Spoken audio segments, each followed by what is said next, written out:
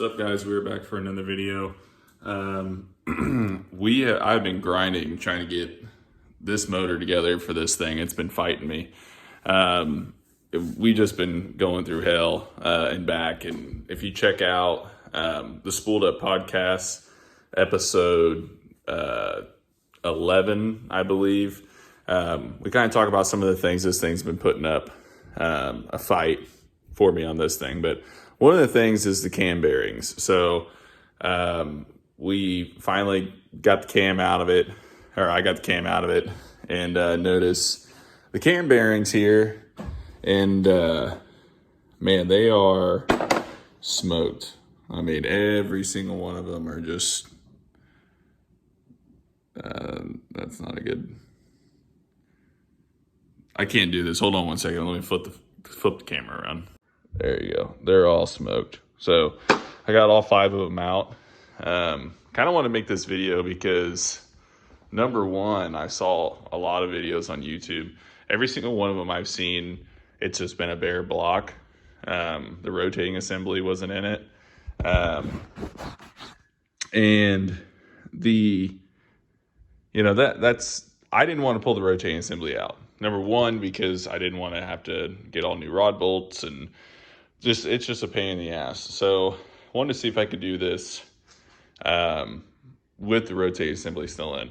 I'm also on one of these Harbor Freight engine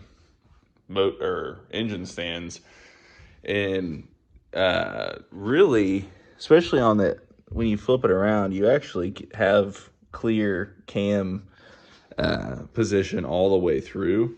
So I was able to knock out all the bearings just like this, using this universal cam tool here. So this thing's pretty sweet. I'll show you guys real quick. Comes in this case. I actually borrowed this from Brett. I think it's actually Brett's dad's, but so it's 2 different rod lengths. There's a cone, different dies, basically. I'm using the second biggest one. And what's nice about it is some of the other tools have to where you have to put it through the cam journal. So here, I'll kind of explain it right here. Some of the other ones I've seen is where you put it through the cam journal, and then you got to go down in there and then screw on the die to put it in there, because the OD of the die is like the perfect size of the bearing to slide it through, right? So once you start going in there, you have to start taking it off. I thought the nice thing about this one's really neat. So this one with the expandable end, it's hard to do this with with the camera here, but what you can do, and I can kind of show you on the front one here, is, I can't do this with holding the camera, but stick it in there basically like that. And once I'm gonna try to do this, turn right and rotate this handle to the right here. It expands.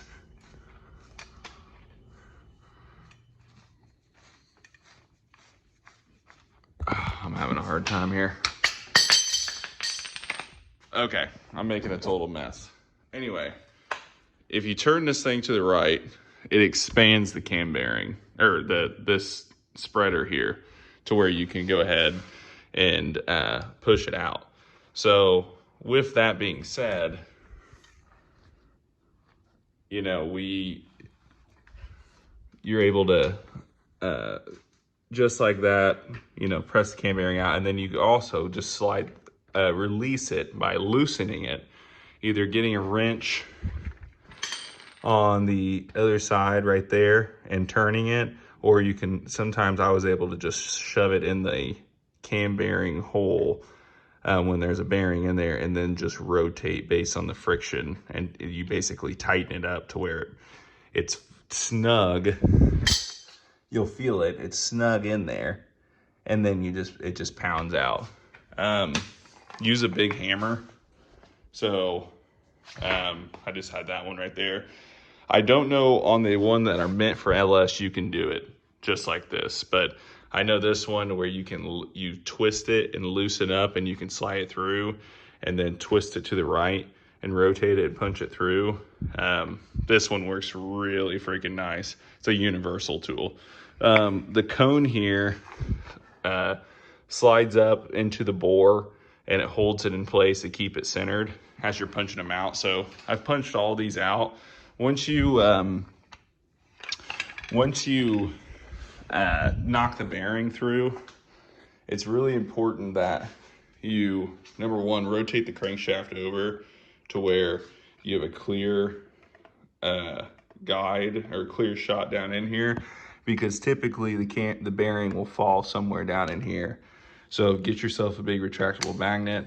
One that flexes is really nice. This one does not, of course, but you just reach down in there, pick up the magnet, and then you wobble it out. So that's kind of number one, how I'm doing it for putting them in, or taking them out. Putting them in, what I probably will do is, number one, take each of the cam bearings, line them up with the holes there, mark them right down the middle, a line on top of the bearing, slide the bearing down through here, kind of lining it up while adding the tool in through here, and then sliding it onto the cam bearing tool, and then just line it up and then slide them in. We'll see how I'm gonna go and test the holes, if I'm just gonna try to see if I think I got them in there, or if I can come up with something that I can reach down in there and like make sure I hit the hole right, but we'll see how that goes. The cam bearings I'm using are these Durabond CH25s. I believe these ones are for Gen 4 engines, and I think Gen 3 stuff maybe is CH10. Don't take my word on that. I might have bought the wrong ones. I'll find out here in a little bit. But I'm pretty sure from everything I've researched, CH25s are for Gen 4 stuff. Just a standard bearing, nothing. These aren't coated or anything. It's got these straight off Amazon. So we'll see. So, all right. So we got all of the cam bearings out. And now we are going to work on getting some more cam bearings in. So far, I took some brake clean, sprayed out as far as I can down in there, all the cam bearing of the inside there. I might take a rag and kind of clean it up a little bit, but from there, we're gonna work on getting these new bearings inside of the engine. I believe, yeah, they have components here. So there's bearings 1, 2, and 3, and you can read what the positions are. The way I understand it is it looks at it from the engine like this. So if you're sitting, again, there's a part number on each of these bearings. So like this one's number 3. So if they're sitting here, 1 would be here. So this one would be 1, the next one would be 2, next one would be 3, the middle one. Next one would be position 2, 2, and 1. So 1, 1, 2, 2, middle one's 3. So I'm gonna take some brake clean or transmission fluid, anything, clean all these up really clean, and then clean them off with a rag, get them all nice. And then from there, what I'm going to do is I'm gonna start at the very back of the motor, grab the bearing from here. From there, line up the oil hole here. I am going to, what we'll do is we'll stick it on there, stick it to where the oil hole is, just like this. And then I will basically get it to where it fits, basically kind of right in the middle, put a mark on top of the bearing here. And then once we're down in here, I'll slide the bearing down with the line on it, kind of maneuver it down in there. And then at the same time, I'm gonna be moving the rod in. So getting the rod positioned onto the bearing, get it rotated where the line is straight up and down, slide it into the journal, and then pound her in. From there, you know, obviously check the, make sure the bearing's in there, centered in there, and the holes are lined up. So that's what we're gonna work on now.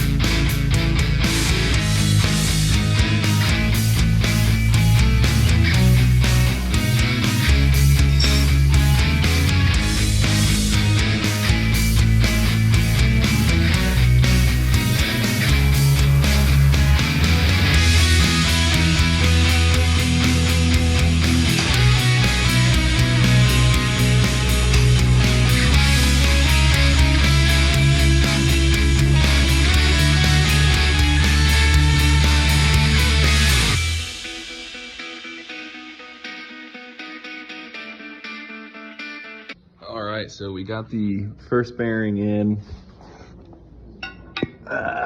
See, it's in there. Oil hole. See if you can see that. In there like swimwear. So should be good. Yeah, should be good to go. So next one, anyway. I have lowered it down in there. You see the line on the bearing right there. Have it on the tool. I'm gonna reach my 7/8 wrench in there to hold onto the tool while I tighten it up. Can't do it with two hands, but then I'm gonna drive it in. All right.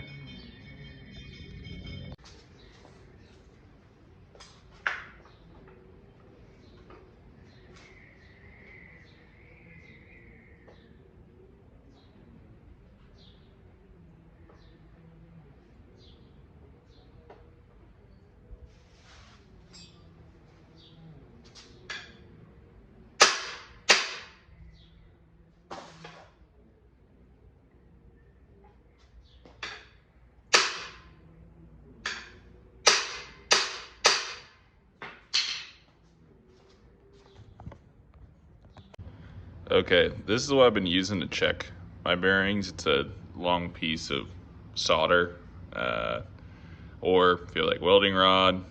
This is a little bit more softer. The welding rod's probably decently soft, but it's pretty soft where it's not gonna mess up the bearing. I'm just able to kind of go in here and check the hole.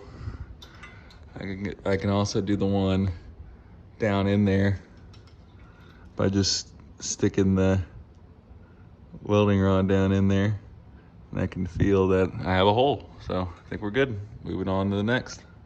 All right, got them all knocked out. Got them all in. All 5 of them, really easy. The front one, a little sketchy. Had to shove it on there without the cone and stand back and knock it in from this way. I kind of wanted to just set it on and line it up and then use like a flat piece of metal and tap it in and then finish it with this thing. But I didn't have anything, so I just sent it. So I think it looks fine. Gonna test fit the cam, get it all lubed up, make sure it spins around, and that's it. We'll see. All right, slid the camshaft in. Water pump bolts work really good to hold onto the camshaft, but got it in there, rotates over. You just want to make sure there's no like tight spots, right? So it's right now, I feel it's pretty smooth around. It's brand new bearings. So, sorry. Brand new bearings in there. So, I mean, as long as they're smooth, there's not any like tight spots, you know, like something out of the norm, it's going to be a little, you know, it should just rotate over smooth. I guess that's the best way to put it. So anyway, guys, I'm gonna slap the rest of this back thing together, but cam bearings with your rotating assembly in. I think this thing's a nice ass tool. I would prefer this multi adapter, or this universal one, probably more than maybe even the regular LS one. I guess you could do it the same way, maybe, but I kind of like how you can make that smaller and bigger. Makes it a lot, I feel like it makes it a lot easier. A lot of the other ones I've seen, they've kind of went back and forth this way. The front's a little sketchy, I will say, doing it with a long rod, but I think if you had like a flat piece of metal right here and pounded it in, it'd be a little bit better, but it worked for me. Anyway, guys, we'll see you next time. Thanks for watching. Bye.